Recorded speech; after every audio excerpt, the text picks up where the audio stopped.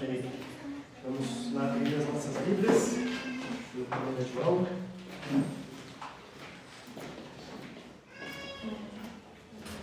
1 João, capítulo 4. Nós terminaremos hoje o capítulo 4.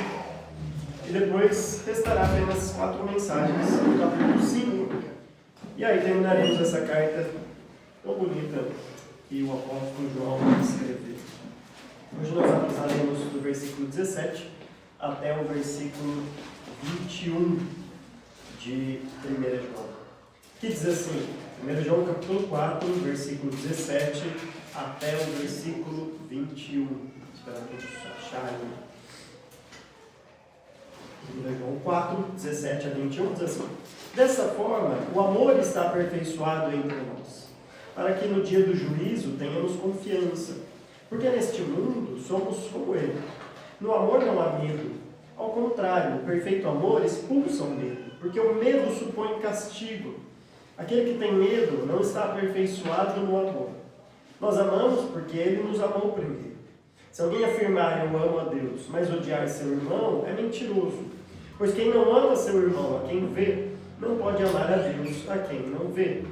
Ele nos deu este mandamento: quem ama a Deus, ame também seu irmão. Deus nos ajude e fale conosco nesta mensagem desta noite. Do que você tem medo? Quais são os seus temores, os principais medos? Eu lembro quando eu era jovem, tinha uma criança, bem criança. Tinha uma brincadeira que as crianças faziam, não sei se fazem até hoje, mas você tinha que anotar no caderno todas as características dos seus amigos. Você fazia lá uma coluna, né? Comida favorita, tal, filme, tudo isso aí, né? E aí você colocava o nome dos seus amigos lá para você conhecer os seus amigos. A gente fazia muito isso. E aí tinha uma coluna que era medo. Qual que é o seu principal medo? E a gente fazia isso, vai lendo aqueles primos, amigos e tudo mais. E é interessante ver a resposta assim, das pessoas, né? Qual que é o principal medo. Alguns são coerentes, assim, pelo menos assim, justificáveis. Por exemplo, eu lembro que a primeira vez que eu fui ver Exorcista, com um amigo meu, tinha uma chácara, tinha um galpãozinho que dava uma varanda para um lugar todo aberto, tudo escuro, era mais ou menos meia-noite, lá veio ele na chácara, e ele falou assim: vamos ver o Exorcista? E agora, se eu falo não, pega mal, né? Vamos ver esse negócio, gente. Não foi a primeira vez, mas foi a primeira vez. Eu lembro que assim, pensa no medo ali, né? Isso é justificado. Alguns, por exemplo, têm medo de montanha-russa, né? Ou qualquer coisa assim, de altura, vertigem, essas coisas. Agora, tem uns medos esquisitos, medos injustificáveis. Temos um amigo, alguns aqui, né, conhecem, que tinha medo daqueles bichinhos de trenzinho. Sabe aquele trenzinho? Aqueles trenzinhos, não, os bichinhos são feios mesmo, né? Não, os bichinhos são, vamos concordar, aquelas... Pensa no negócio feio, aqueles bichinhos, né? Mas ela não é criança, não, ela tem 2 filhos, já, então assim, ela é adulta. E tem medo mesmo. Quando vem perto assim, ela chora, se esconde. E a última vez que aconteceu isso, ela entrou em pânico, assim, chorando, é medo mesmo daquele... E assim, ela sabe que tem alguém ali, ela é adulta, né? Não é que ela não sabe que tem, ela sabe. É um medo meio esquisito para um adulto, meio infundado, assim. Eu nem vou falar de barata, porque as mulheres vão começar a ficar... Porque você fala dessas coisas, você já começa, né, a achar que tem alguma coisa perto de você. Agora, a Elisa é engraçada, minha filha. A Elisa, ela é meio receosa. Tem medo, mas é esses medos assim de receio. A gente tem uma regra, né, em casa, embora alguns às vezes quebram sem a gente saber, que a gente só quer dar doce para as crianças depois dos 2 anos. É o que a gente saiba, deu certo. A gente nunca sabe, não controla ninguém, né? Ninguém controla os outros. E aí eu lembro que a Elisa fez 2 anos. A gente falou para ela assim: Elisa, agora você pode comer chocolate. Foi verdade. A gente foi numa festinha, na festinha dela, 2 anos. Ela disse: você quer experimentar um brigadeiro? Ela olhava para aquilo ali, e não queria de jeito nenhum. Demorou 6 meses para ela comer o primeiro brigadeiro dela. 6 meses. No casamento do Matheus e da Jade, que deve estar nos assistindo aqui, eles vão lembrar, foi ela que comeu o primeiro brigadeiro, mas também imagina, né? Comeu o brigadeiro e tirou o atraso, né? Descobriu que o negócio é bom. Mas é aquele medo que assim, é um medo e ao mesmo tempo é um medo de falta de confiança nos pais. A gente fala para eles, vai gostar, é bom, né? Pode confiar na gente, mas é um novo, é esse medo totalmente injustificado, o medo de uma criança, o medo de um chocolate, né? O receio ali de comer uma coisa desconhecida, mas que ao mesmo tempo demonstra uma falta de confiança. No cristianismo nós temos muitos medos. Nós temos medos no cristianismo. Isso é normal. Aliás, o próprio cristianismo, a própria Bíblia, nos incentiva a um certo tipo de medo. Provérbios vai dizer que o temor ao Senhor é o princípio da sabedoria. É bom ter medo de Deus. Aliás, é justamente porque as pessoas não têm medo de Deus que o cristianismo está do jeito que está. Tem gente que acha que pode fazer o que quiser, porque Deus não está nem aí para essas coisas. É total falta de noção de quem é de fato Deus, o juiz de toda a terra. Por outro lado, tem alguns medos que são mais infundados. E não só infundados, mas João aqui vai dizer que o amor, ele elimina, ele manda embora um tipo específico de medo. E é sobre isso que ele vai falar nesse texto. Versículo 17, ele começa dizendo assim: dessa forma o amor está aperfeiçoado entre nós. Embora essa expressão, desta forma o amor está aperfeiçoado em nós, da outra vez que apareceu se referia àquilo que vinha antes, vocês não lembram? Dei a mensagem retrasada que falava sobre isso, né? Então desta forma é o que vinha antes e ele concluiu. Aqui não, aqui ele está começando, ele falou assim, ó, desta forma, mas espera aí que eu vou falar de que maneira o amor é aperfeiçoado. Então é algo que vem depois. Desta forma o amor está aperfeiçoado entre nós. Mas antes de falar de que maneira o amor está aperfeiçoado entre nós, lembra que eu expliquei na outra mensagem? O amor aperfeiçoado em nós é o amor de Deus que se torna completo, que atinge o seu objetivo final. Que não fica somente teórico, mas ele cumpre realmente aquilo para o qual ele foi nos dado, o amor de Deus. É um amor prático que tem o intuito de produzir algum resultado em nós. E quando produz, ele se torna completo. A palavra perfeito, completo, né? Se torna pleno. Ele atinge o seu objetivo final. Então, dessa forma, o amor está sendo aperfeiçoado entre nós. Mas antes de falar, ele vai mostrar um motivo. Para que no dia do juízo tenhamos confiança.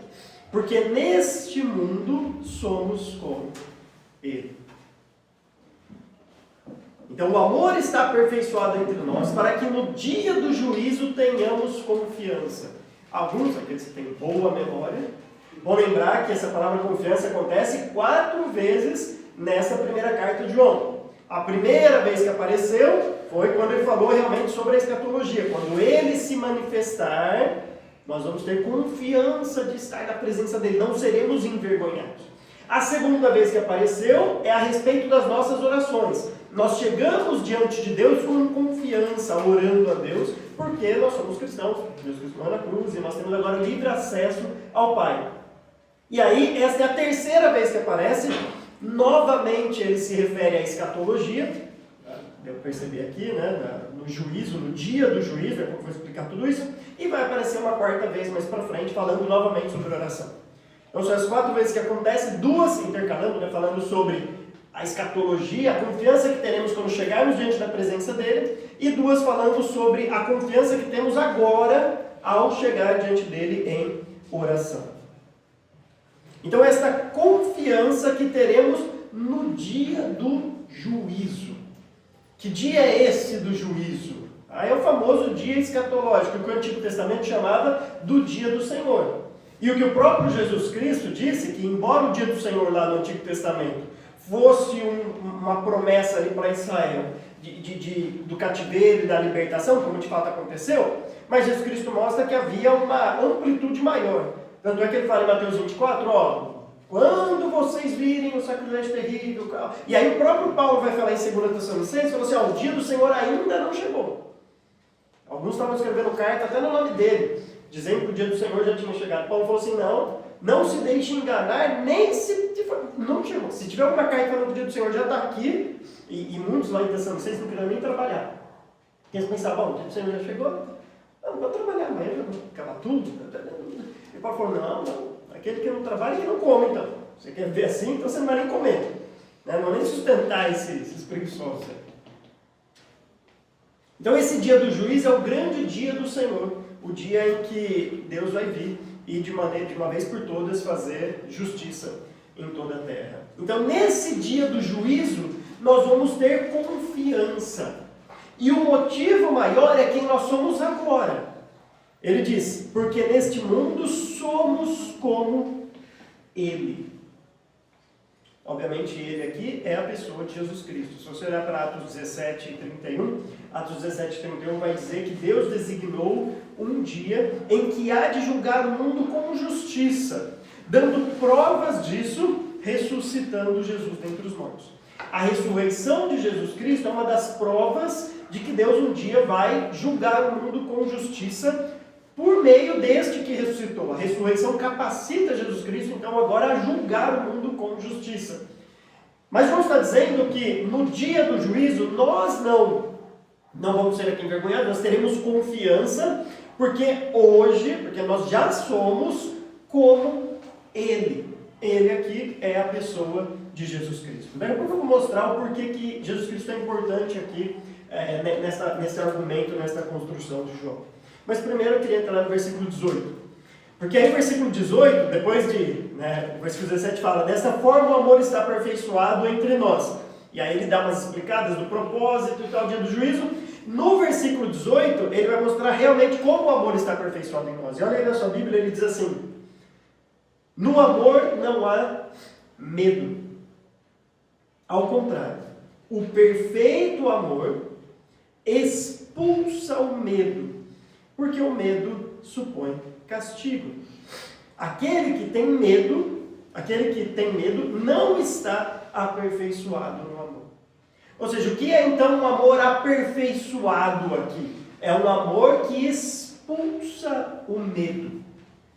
É um amor que lança fora. Na verdade são duas palavras aqui, não é expulsar, é lançar fora literalmente, mas é lançar de uma maneira abrupta mesmo assim, de uma maneira bruta, e por isso que é expulsar, essa questão de com força, lança com força o medo embora. Desta maneira, o amor se aperfeiçoa na vida dos crentes. Mais uma vez, isso não quer dizer que o cristão não pode ter medo de nada neste mundo. Não é isso que o texto está dizendo. Tem muita gente que eu já ouvi esse argumento, já gente falando assim, não, você não pode ter medo de nada. Você é um cristão, não tem medo de nada, porque o perfeito amor expulsa o medo. Não é o medo de qualquer coisa. Por exemplo, tem ainda gente que tem medo de, sei lá, ficar no escuro. Tem gente que tem medo de, como aquela amiga nossa lá de bichinho, tem medo de montanha-russa, vertigem, enfim, filme de terror. Você pode ter medo de várias coisas, assim, né? Isso acontece, tem medo de aranha, medo de cobra, de barata. Isso acontece, tem medo do Corinthians, enfim. Isso acontece, você pode ter medo de algumas coisas, né? Então não é qualquer tipo de medo. Que medo que ele está falando aqui? Pelo contexto, obviamente, é o medo da morte. É o medo de se apresentar diante do juiz. Porque o cristão não precisa ter esse tipo, aliás, ele não pode ter esse tipo de medo.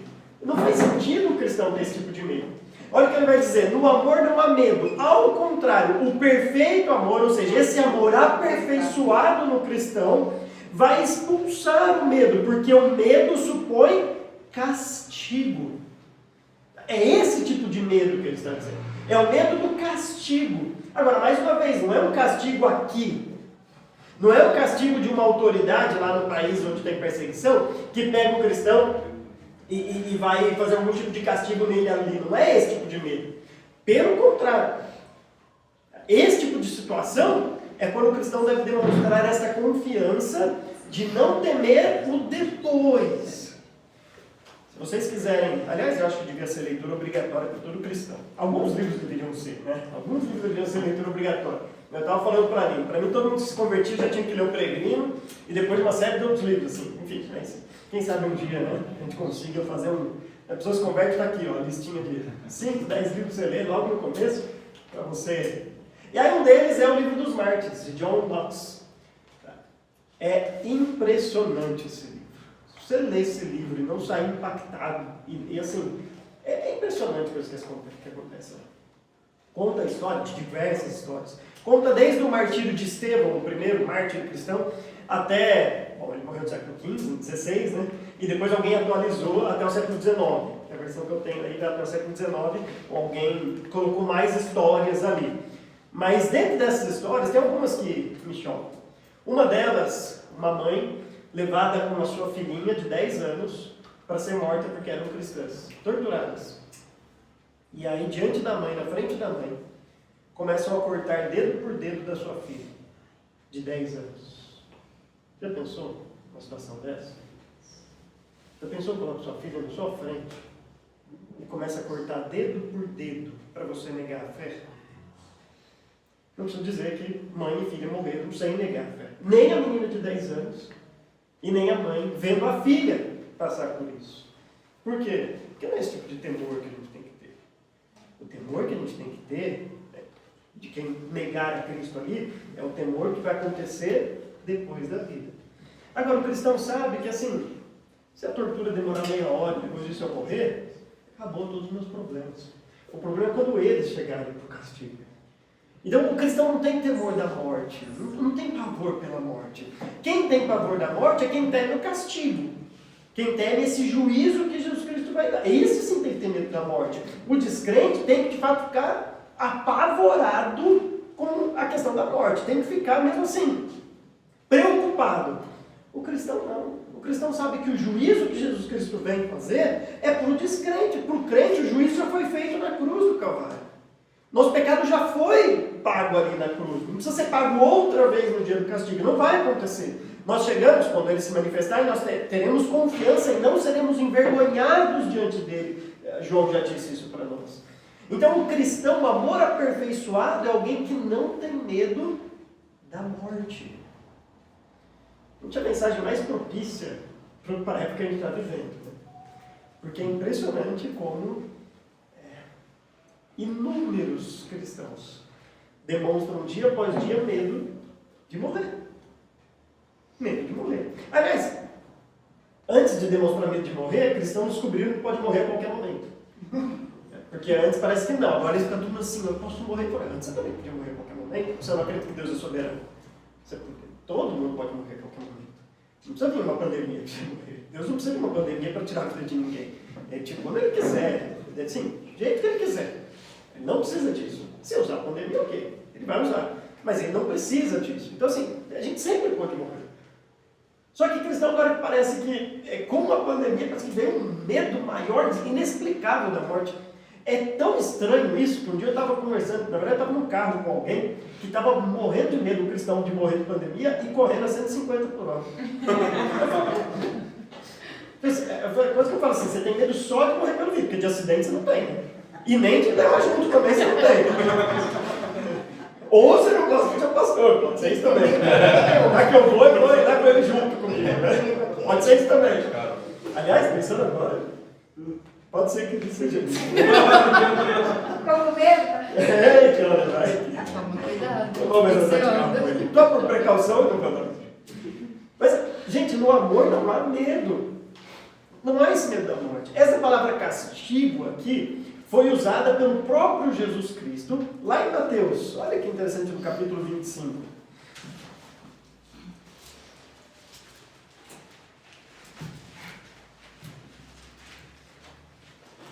Mateus capítulo 25, naquele grande discurso escatológico, né, que Jesus está fazendo no capítulo 24, capítulo 25 de Mateus, ele chega e fala que quando o Filho do Homem vier, né, no versículo 31 aí, em sua glória, com todos os seus anjos, assentar-se em seu trono na glória celestial, e aí todo mundo será reunido diante dele, e ele vai separar as ovelhas dos bodes.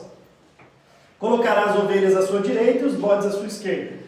Eu vi o Baraona aqui, eu vou fazer uma piada, mas ele não está aqui, então eu nem vou fazer a piada. Né?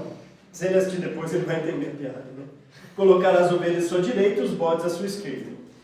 E aí ele vai falando o que vai acontecer com cada um. As ovelhas entrarão no descanso eterno, e os bodes não. Olha o versículo 45. Ele respondeu: digo-lhes a verdade, o que vocês deixaram de fazer a algum destes mais pequeninos, também a mim deixaram de fazer. E estes irão para o castigo eterno, para os justos, mas os justos para a vida eterna. Estes irão para o castigo eterno, mas os justos para a vida eterna. É este castigo que João está dizendo. Então não é o castigo daqui, Não é o castigo de alguma consequência que você pode sofrer por ser cristão aqui. Na verdade, este castigo aqui, a gente deve encarar de outra maneira. A gente deve encarar com empolgação. Porque foi assim que os discípulos encararam. Lembra lá no início da história da igreja, lá em Atos, quando os apóstolos são presos? Aí eles são interrogados, ninguém acha nada, tem que libertar eles. Aí como eles saem de lá? Nosso cristianismo não serve mais para nada, a gente está sendo preso, vamos deixar esse negócio, vamos voltar a pescar. Então eles saem de lá felizes por terem sido considerados dignos de sofrer pelo nome de Cristo. Pensa que povo doido. Eles saem da prisão felizes. Falam assim, Deus nos considerou dignos de passar pela mesma coisa que o nosso mestre passou. Então, quando a gente sofre alguma represália, quando a gente sofre alguma coisa aqui neste mundo, o que a gente tem que fazer é ficar feliz. Quando a gente perde um amigo por ser cristão, quando você é mandado embora do seu trabalho porque você é cristão, qualquer tipo de represália, porque você é um cristão, você fica feliz por isso. Porque Deus está te considerando digno de sofrer pelo nome dele. Agora, medo da morte, medo de passar pela morte, a gente não precisa, a gente nem deve. Então, este amor aperfeiçoado lança fora, expulsa o medo, porque o medo supõe castigo. Aquele que tem medo, ou seja, aquele em quem o amor ainda não foi aperfeiçoado, que ainda continua tendo medo, não está aperfeiçoado no amor. Então, ou a pessoa é aperfeiçoada no amor e deixa de ter medo da morte, ou a pessoa não está aperfeiçoada no amor e vive morrendo de medo de encontrar Jesus Cristo. É estranho a frase colocada dessa maneira. Porque a nossa perspectiva humanista, assim, é sempre assim, não, mas eu vou morrer, mas eu tenho tantos planos para realizar nessa vida, mas eu vou fazer tudo isso, mas eu ainda não casei, mas eu ainda não tive filho, mas eu ainda não virei presidente da empresa, mas eu ainda não consegui um doutorado, mas eu ainda não consegui... Espera aí, a morte é a possibilidade de você encontrar com Jesus Cristo.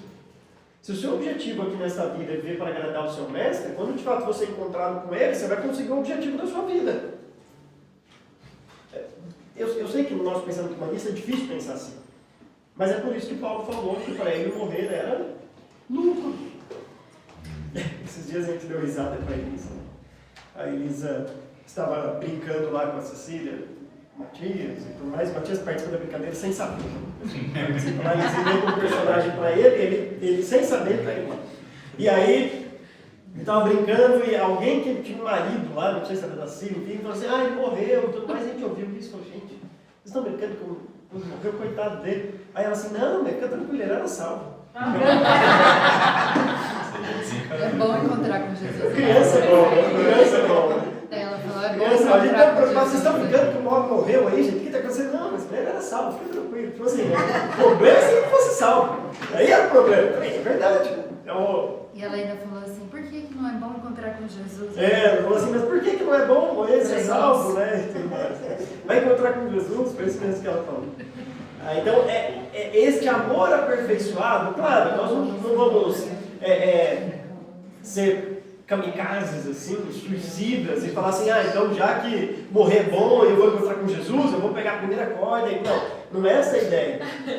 Por outro lado, por que você quer continuar vivo? Quando Paulo fala que está dividido, ele fala, morrer é lucro, eu prefiro ir, mas por causa de vocês é bom que eu fique. Hoje os cristãos falam assim, eu queria ir, mas eu ainda não. Mas por causa de mim, por causa de alguma coisa que eu fiz, por causa de... O que Paulo fala assim, eu queria ir, é muito melhor se eu fosse. Mas eu penso que por causa de vocês, é como se você estivesse falando assim, vamos durar essa vida um pouquinho mais. Eu vou adiar o encontro com o meu Salvador um pouquinho mais. É bom por causa de vocês. Então até no desejo de viver, o desejo de cristão não pode ser um desejo egoísta. Eu não quero morrer da morte, eu não quero passar por isso e tudo mais. Não, você vai passar por isso, vai ser mais tarde. Mas é um desejo de viver por causa do outro, pensando no outro.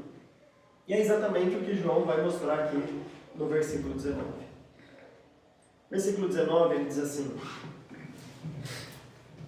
nós amamos porque ele nos amou primeiro.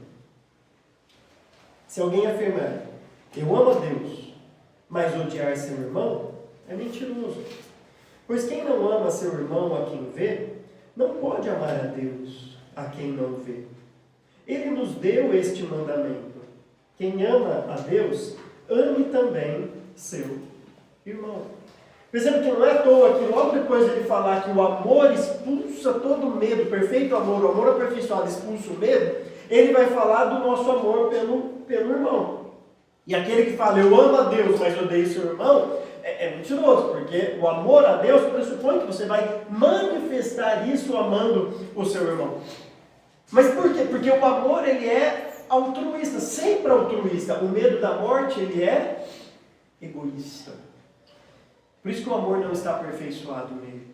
Porque se ele tem medo da morte, ele não quer passar por isso, ele não quer sofrer, ele não quer... É sempre egoísta. Mas o amor ao próximo é sempre altruísta, sempre uma entrega, assim como o amor a Deus. Agora, para fazer essa ponte, né, uma frase linda desse texto, no versículo 19, nós amamos porque Ele nos amou primeiro. E eu vou terminar com isso, mostrando a importância de Jesus Cristo para essa construção aqui.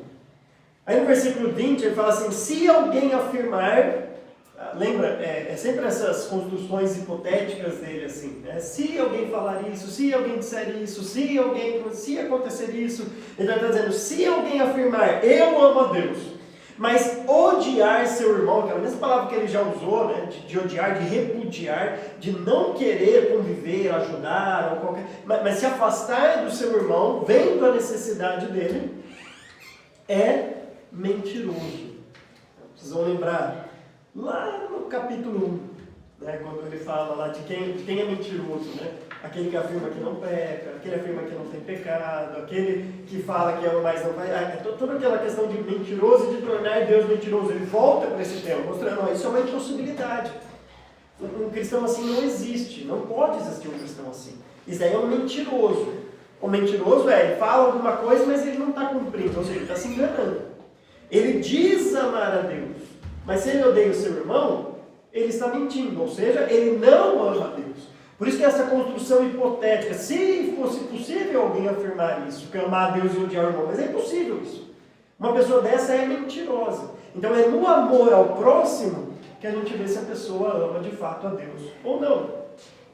Então ele é mentiroso, pois quem não ama seu irmão a quem vê, não pode, não consegue amar a Deus a quem vê. Não é assim que ele está com um amor deturpado, por exemplo. Ele não consegue, ele não pode, ele é impossibilitado de amar a Deus a quem ele não vê. Se ele vendo o seu irmão, e a construção aqui é muito interessante, a construção do perfeito, tem esse tempo verbal grego, sugere uma ideia assim, de alguém que está continuamente vendo o seu irmão. Provavelmente um vizinho, alguém da mesma igreja, sabe que você tem continuamente visto. Não é alguém que você ficou sabendo uma notícia, uma vez na vida de alguém. Não, é alguém que você está lá. Dia após dia vem que ele está precisando de alguma coisa. De alguma coisa que você pode oferecer por ele. De algum sacrifício que vai fazer por ele. Você está lá, toda vez vendo, toda vez vendo, toda vez vendo. Aí você fecha o olho e fala, eu amo a Deus. E se fecha o olho para a necessidade do outro, João vai dizer, esta pessoa que não ama seu irmão, que ele está continuamente vendo, não pode amar a Deus a quem não vê. E aí o versículo 21 diz, ele nos deu este mandamento. Ele, mais uma vez, a pessoa de Jesus Cristo, quem ama a Deus, ame também a seu irmão. Foi Jesus Cristo que juntou em um só, dois versículos ali, mas numa só fala, o texto de Deuteronômio capítulo 6, versículo 5, com Levítico capítulo 19, versículo 18. Deuteronômio, ama o Senhor teu Deus de todo o teu coração, todas as suas forças, tá, isso aí. Ali é a citação de Lucas.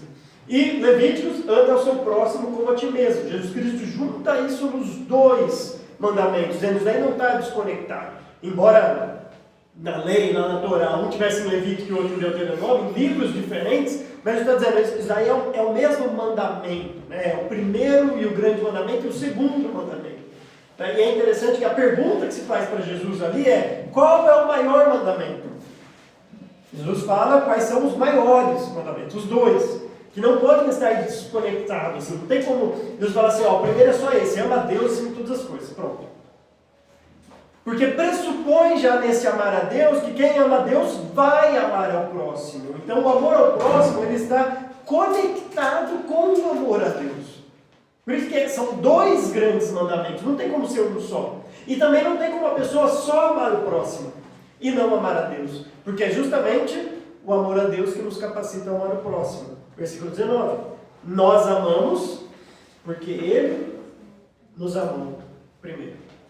Ou seja, as duas coisas são impossíveis de conviver de maneira separada. Alguém que diz eu amo a Deus e não amo o seu próximo é mentiroso. E alguém que fala eu amo o próximo, mas não é um cristão que ama de fato a Deus, esse cristão que é aperfeiçoado no amor, ele está também mentindo, porque ele não consegue amar ao próximo. Só quem consegue amar o próximo é o cristão. E quem é cristão deve amar o seu próximo. De modo que esses dois grandes mandamentos que então Jesus dá, ele une, ele mostra que isso é inseparável. O amor a Deus pressupõe o amor ao próximo. O amor ao próximo só é possível porque Ele nos amou primeiro. Então, nós amamos porque Ele nos amou primeiro. Agora, diante de tudo isso que nós vimos aqui nesse texto, por várias vezes, João só fala assim, Ele, que obviamente é a pessoa de Jesus Cristo. Mas você percebeu quantas vezes ele fala, né? Ele, nesse trecho sobre o amor. Olha só, dessa forma o amor está aperfeiçoado entre nós, para que no dia do juízo tenhamos confiança, porque neste mundo somos como Ele. Deixa eu ver se isso aparece. No amor não há medo, ao contrário, o perfeito amor expulsa o medo, porque o amor supõe castigo, aquele que tem medo não está aperfeiçoado no amor. Nós amamos porque Ele nos amou primeiro. Se alguém afirmar, eu amo a Deus, mas odiar seu irmão é mentiroso, pois quem não ama seu irmão a quem vê, não pode amar a Deus a quem não vê. Ele nos deu este mandamento. Quem ama a Deus, ame também seu irmão. E aí, pensando sobre isso, quando você pensa na vida de Jesus Cristo, você imagina se Jesus Cristo tivesse medo da morte? Imagina se Jesus Cristo vivesse toda a sua vida aqui com medo de morrer. Aliás, ele poderia desviar a morte, porque ele é Deus. Embora isso foi acordado e decidido, né, lá na eternidade, os planos de Deus não iam mudar, mas se tinha alguém que podia nem ter encarnado aqui neste mundo, era Deus, para não passar pela morte. Ele só passou pela morte porque ele decidiu morrer. Porque se ele não decidisse morrer, ninguém ia conseguir tirar a vida dele. Ou seja, nós que não temos o poder de não passar pela morte, seria bom se a gente não passasse, né? Se Jesus Cristo voltasse, mas a gente não tem o poder de não passar pela morte, a gente fica com medo de morrer. Aquele que tinha o poder de não passar pela morte, decidiu vir aqui a este mundo passar pela morte. Agora, ele demonstrou de fato, não medo, mas ele demonstrou uma certa angústia. Você lembra do Getsemane? Lembra o que ele passou ali? Agora, ainda assim, na maior angústia que Deus podia passar ali no Getsemane, ainda assim aquela angústia não foi uma angústia por causa do medo da morte. Não foi por causa da morte em si. O que Jesus Cristo fala? Se possível, passe de mim este cálice. Quando você olha no Antigo Testamento, especialmente nos Salmos, o cálice era sempre um símbolo da ira de Deus. O derramar da ira de Deus. Quando o cálice transbordava, é porque a ira de Deus já tinha chegado no seu limite, estava pronto para ser derramado sobre algum povo, sobre alguém. Então, assim, é sempre o cálice da ira de Deus. Então, o temor ali de Jesus Cristo não era por causa da morte, mas porque ele ia carregar todos os nossos pecados. Todos os nossos pecados na cruz. De certa maneira, ele ia sofrer o castigo, para nos livrar do castigo. Ou seja, justamente porque ele sofreu em si o castigo que nos era devido, nós agora não precisamos ter medo da morte, porque quando morrermos não haverá mais castigo. Este medo do castigo foi o que ele passou ali. Este temor de ele falou assim, este cálice que eu vou beber, este cálice que vai ser derramado sobre mim. Mas ele fez isso para que eu e você não precisássemos mais ter medo da morte. Esse foi o exemplo que Jesus Cristo deu para nós, e não só o exemplo, mas a capacitação de nós podermos, então, desviar este medo da morte, uma vez que é o amor aperfeiçoado, e demonstrar isso amando o nosso irmão. Porque, mais uma vez, ou você é um egoísta, e o egoísta não vai nem amar o próximo, só vai pensar na sua vida e não quer morrer de jeito nenhum, ou você vai ser um altruísta demonstrando no amor ao seu irmão. Deixa eu ilustrar isso de alguma maneira. Você gosta de filme de guerra? Gosta de filme de guerra? Legal. Tipo Resgate do Soldado Ryan. Chega, né? Já até decorou o filme já, né? Eu sei disso. Mas é legal. Pensa bem, gente. O cara está livre já da guerra, ele volta lá para o meio da guerra. Para quê? Pode morrer, pode ter mais uma baixa. Para que o cara vai voltar lá até no final? Para resgatar alguém. Pensa bem. Eu lembro de várias histórias que a gente vê, assim, não só em filmes, né, mas histórias que já aconteceram, assim, de gente entrando na frente de outra para levar um tiro. Pensa, quem faz um negócio desse, né? Quem está disposto a arriscar a sua vida pelo outro?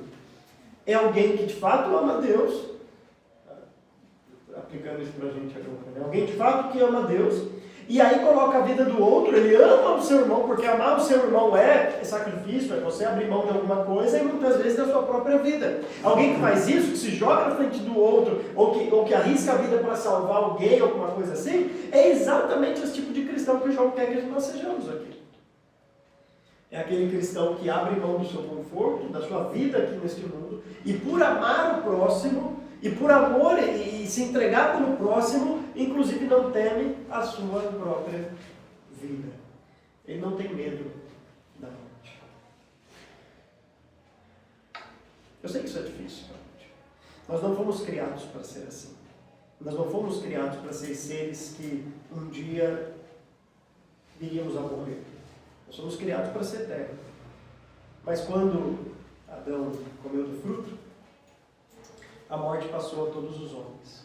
A morte é certa para mim e para vocês. Eu lembro quando começou essa pandemia, eu tenho asma, bronquite, outro problema de saúde, e aí todo mundo falava, né, vixe, quem tem asma, bronquite?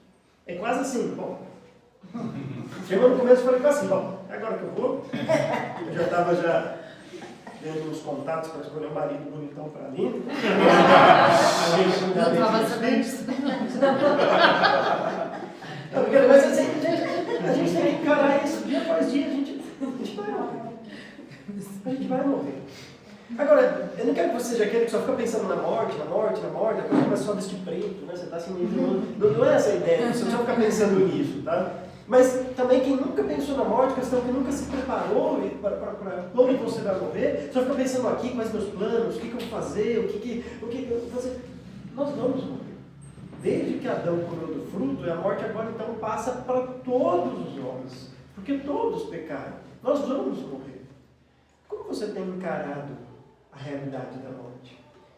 Eu espero que nós todos possamos testemunhar antes e durante a nossa morte aqui neste mundo. Inclusive durante a nossa morte. Porque aquele cristão que morre, você não quer morrer, tudo menos isso.